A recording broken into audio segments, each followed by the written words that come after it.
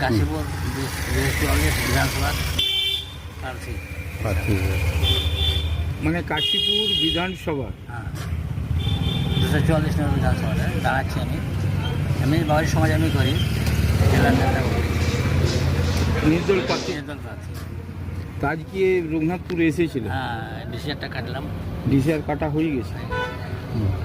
তাহলে নির্বাচনী ময়দানে প্রস্তুতি শুরু করেছেন? হ্যাঁ, এই তো শুরু হয়ে আছে, মানে ঘুরে দিলে হলো এক পাক। আচ্ছা। এমনি অনেকবার ঘুরেছি গায়ে ঘরে ঘরে, ডোর টু ডোর করেছে, একদম ডট টু ডট ঘুরেছি। মানে পরিকল্পনা আগের থেকে হ্যাঁ, আগের একদম থেকেই আছে, নেওয়া ছিল।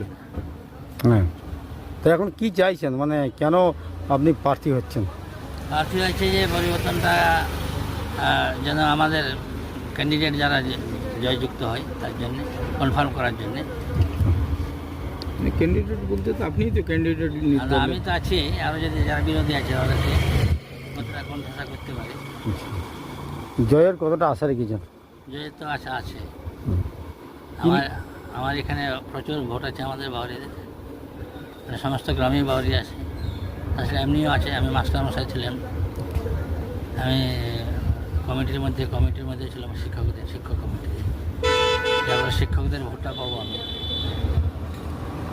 মানে জয়ের আশা একদম আছে। এবং অনেক আমাদের রিলেটিভ আছে এলাকাতে, সেই হিসাবে আশা করছি ভালো হবে।